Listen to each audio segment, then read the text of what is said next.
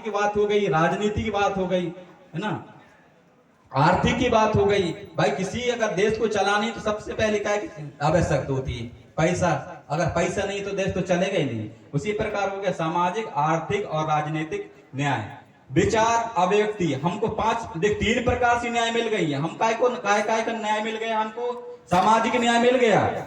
अगर कोई भी गांव में लड़ाई वड़ाई होती है तो हम लोग गांव के लोग सब इकट्ठा होकर जो निर्णय लेते हैं, सियानों के लिए सियानों के द्वारा जो निर्णय लिया जाता है वो क्या हो जाता है? सामाजिक न्याय हो जाता है ना। सामाजिक के बाद आर्थिक न्याय, जैसे गांव में किसी को पैसा वैसा घटता है या फिर देश में जो व्यवस्था है। मैं आपको इसलिए समझाना चाह रहा हूं कि गांव के सेम गांव की व्यवस्थाओं जैसा ही हमारा देश भी चल रहा है। हमको सामाजिक के बाद पैसा की भी जरूरत पड़ती है, राजनीति की भी जरूरत पड़ती है। भाई हम जब तक मुखिया नहीं बनाएंगे, जब तक अपन को कौन पालेगा? अपन को कोई ना कोई बताने वाला तो होना चाहिए। इसी प्रकार ये सामाजिक, आर्थिक और राजनीतिक 3 प्रकार से हमको न्याय मिल जाती है। उसी प्रकार 5 प्रकार से स्वतंत्रता मिल जाती है। जैसे विचार, अभिव्यक्ति, जैसे मैं आपको विचार व्यक्त कर रहा हूँ, हाथों कैसे हिला डुला रहा हूँ वो व्यक्त कर पा रहा हूँ। विश्वास की स्वतंत्रता, अभिव्यक्ति की स्वतंत्रता, धर्म उपासना की स्वतंत्रता। अब किसी को धर्म को मान सकते हो, अपना सकते हो। इस प्रकार से हमको ये 5 प्रकार की स्वतंत्रता मिलती है। प्रतिष्ठा और अवसर की समानता मिलती है। आपको जैसे अवसर की समानता कब मिलती है? आरक्षण, रिजर्वेशन, आप पढ़ाई करते होगे। इस प्रकार से अपन को अवसर की स्वतंत्रता मिलती है।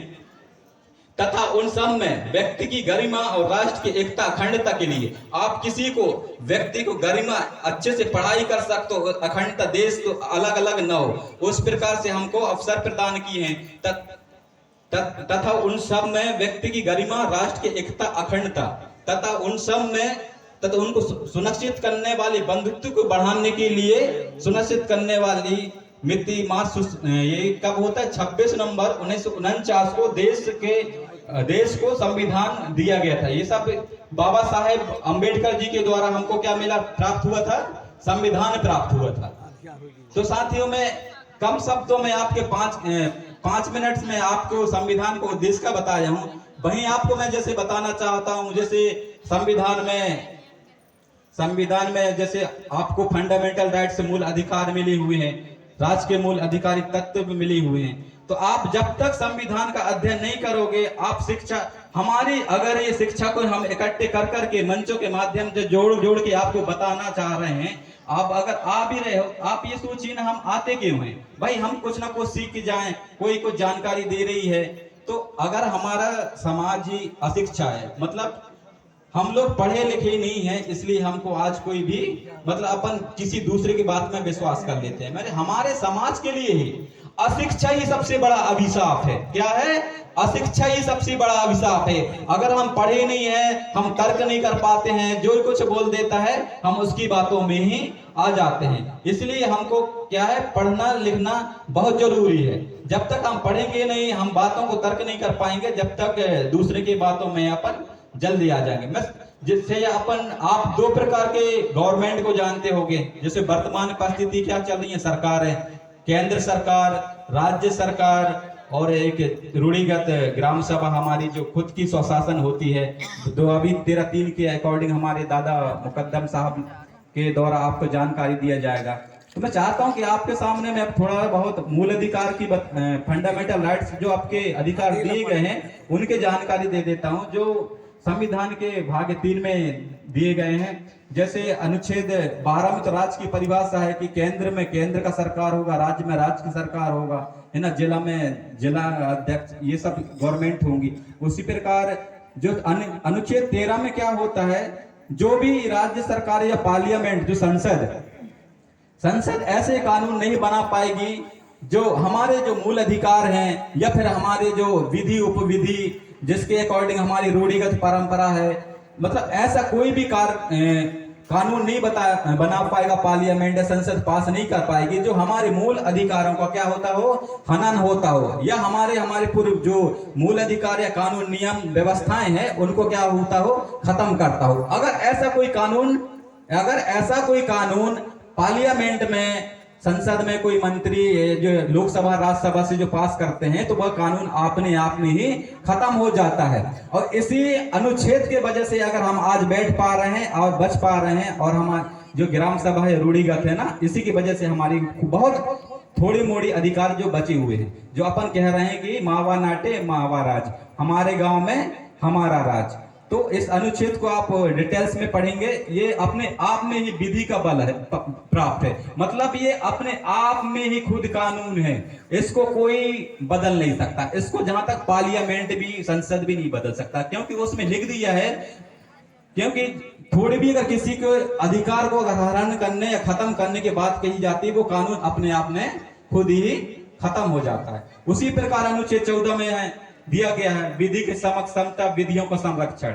विधि का समक्ष समता का मतलब ये होता है कि आज छोटे बच्चे हैं, कोई गरीब घर का कोई महिला है पुरुष है, कोई बड़ा घर का महिला है या पुरुष है, अगर वो स्कूल में जाएगा तो इसी स्कूल, एक ही स्कूल में जाएगा। क्या है? एक ही स्कूल में जाएगा, गवर्नमेंट में जाएगा या प्राइवेट में, मतलब किसी को रोक नहीं है। आप कानून के अकॉर्डिंग आप सब क्या हैं? बराबर हैं, किसी के साथ भेदभाव नहीं हो रहा। उसी प्रकार अगर अपन कानून को अगर संरक्षण कर रहे हैं तो क्या होता है, जैसे मैं एग्जांपल के रूप में आपको बताना चाहूंगा, जैसे एक लड़का पहले से रनिंग कर रहा है और दूसरा बाद में रनिंग कर रहा है, तो बाद वाले का वो बाद में ही खत्म होगा, पहले वाले का पहले ही खत्म होगा। इसी प्रकार कानून का भी संरक्षण किया गया है। उसी प्रकार अनुच्छेद 15 में जाति लिंग भेदभाव किसी के साथ नहीं किया जाएगा कि महिला है, पुरुष है, गरीब घर के हैं या छोटे घर के हैं।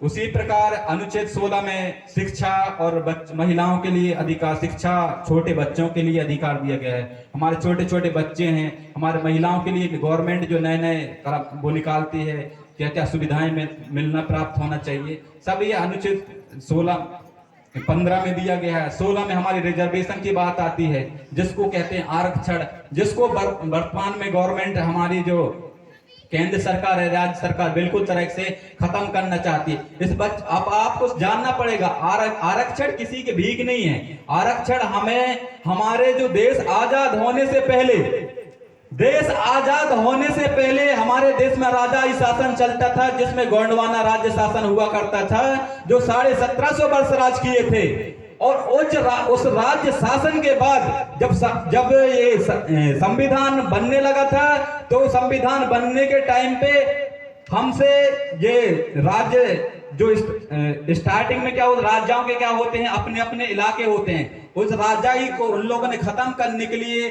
हमको बोले थे कि आपको आपके क्षेत्र में आरक्षण देंगे, इसके बदले आपको आपका क्षेत्र इसमें देना पड़ेगा। उस क्षेत्र के बदौलत उसके बदले में ही हमको आरक्षण प्राप्त हुआ है। और आजकल गवर्नमेंट उसको भी धीरे धीरे क्या हो रही है, खत्म करने जा रही है। तो इस चीज को समझना पड़ेगा कि गवर्नमेंट हमसे क्या क्या छीन रही है। मतलब आरक्षण कुछ लोगों के, जैसे कुछ लोग उड़ जाते हैं तो बोलते हैं आरक्षण तो कुछ है ही नहीं, बाकी ऐसा नहीं है भाई। आरक्षण का मतलब उन लोगों से पूछो जिसके घर में खाने के लिए अनाज नहीं होता है, जिसके पास में फीस भरने के लिए पैसे नहीं होते हैं, बुक खरीदने के लिए पैसे नहीं होते हैं, जो बड़े बड़े जो डिग्रियां करने के लिए होती हैं, जैसे कोई डॉक्टर की उपाधि प्राप्त करने के लिए हो रहा है, कोई इंजीनियर कर रहा है, कोई एडवोकेट हो रहा है, ये तीनों जो डिग्री बता रहा हूँ 80-90 हजार से कम किसी का नहीं होता। तो साथियों, इस चीज में आरक्षण की हमको जरूरत पड़ती है। अपन उस रिजर्वेशन को भले ही नहीं जानते हैं, रिजर्वेशन का विरोध तो वो लोग कर रहे हैं जो खुद पढ़ते ही नहीं है, किसी चीज का उनको जानकारी भी नहीं है, और बोल देते हैं हमको क्या है,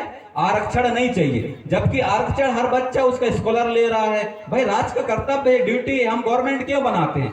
राज्य हम इसलिए गवर्नमेंट बनाते हैं कि राज्य हमको क्या है, कुछ सुविधाएं प्रोवाइड करा सके। इसी प्रकार 17 में दिया है अप्रसत्ता। पहले देश आजाद होने से पहले हमारे पुरखों ने बोले हैं, और हमारे कुछ सियानों ने देखे भी होंगे कि हमारे साथ में जैसे ब्राह्मण लोग थे, बड़े बड़े ठाकुर लोग, तिलिया बनिया है ना, इन लोग अपन से क्या करते थे, छुआछूत करते थे। ऐसे छुआछूत को मिटाने के लिए संविधान में आरक्षण दिया गया अप्रसत्ता, जिसमें छुआछूत को खत्म किया गया है। और इसी आर्टिकल के अकॉर्डिंग ही संविधान में एक अलग से हमारे लिए SC/ST एक्ट 8089 जो एट्रोसिटी एक्ट है, ये अलग से हमारे लोगों को संरक्षण करने के लिए, हमारे अधिकारों को हम लोगों को संरक्षण करने के लिए गवर्नमेंट नया नया कानून बना रही है। जैसे SC/ST एक्ट, किसी को कोई अगर अपने ST को कोई गाली गलौज दे देता है, कोई किसी को मार देता है, तो हमारे लोग हमें ही लोग बोलते हैं अरे SC/ST एक्ट एट्रोसिटी एक्ट लगवा दो, उसको जमानत नहीं मिलेगी। भाई इतने कानून हमको गवर्नमेंट ने दिया है, हमको इतना पावर मिला है कि अगर कोई एसटी या गवर्नमेंट को कोई अगर कोई गाली दे दे, कोई ठाकुर या कोई पंडित, तो उसको जमानत नहीं होगी, उसको जेल हो जाती थी। भाई हमारे लिए इतना कानून बनाया हुआ है गवर्नमेंट, तो भाई हम इस देश के कोई ना कोई तो होंगे। भाई हमारे लिए अगर कोई कानून बनाया है, अगर हम इतना मुखिया हैं, तो हमारे लिए तो कोई कुछ होगा। तो इसलिए अगर हम देश के मालिक हैं, हमारे लिए गवर्नमेंट सोच रही है, तो इस चीज को हमको जानना पड़ेगा। जब तक हम खुद नहीं पढ़ाई करेंगे, अध्ययन नहीं करेंगे बड़े बड़े शास्त्रों का, तब तक हम अपने आप को नहीं जान सकते कि हम लोग कौन हैं। इसी प्रकार 18 में उपाधियों का अंत हो जाता है। आर्टिकल 19 में स्वतंत्रता प्राप्त है ढेर सारी आपको। स्वतंत्रता में जैसे मैं आपको आज